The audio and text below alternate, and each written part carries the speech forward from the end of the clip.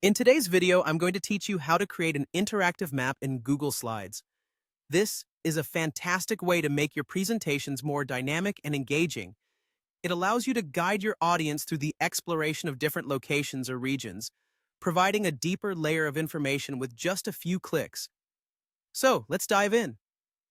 First things first, you'll need to insert a map into your Google Slides presentation. Begin by opening your Google Slides and navigating to the slide where you'd like the map to appear. Now, you have a couple of options for inserting your map image. You can go to the menu bar and select Insert, then Image. From there, choose to either upload an image directly from your computer or use an image URL if you have one.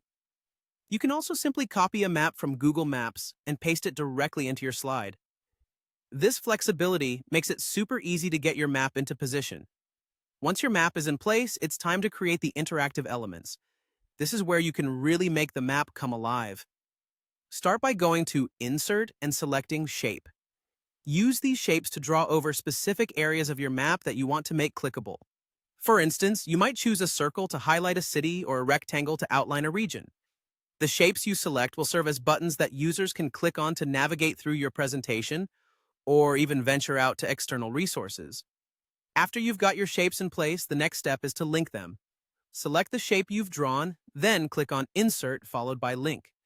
If you wish to link to another slide within your presentation, choose Slides in this presentation, then select which slide you want the link to point to.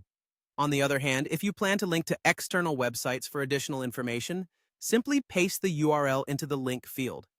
This functionality allows you not only to navigate within your slides, but also to bring the outside world into your presentation. With the links in place, it's important to test the interactivity. Click on Present to view your slideshow as your audience would see it.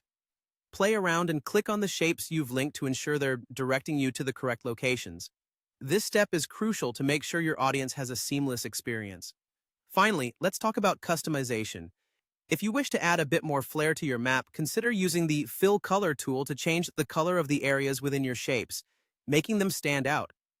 You can also use the text box tool to label specific areas or include brief descriptions. Adding icons is another way to highlight points of interest on your map. This attention to detail can really elevate the user experience, making your interactive map not just functional, but visually appealing. And there you have it.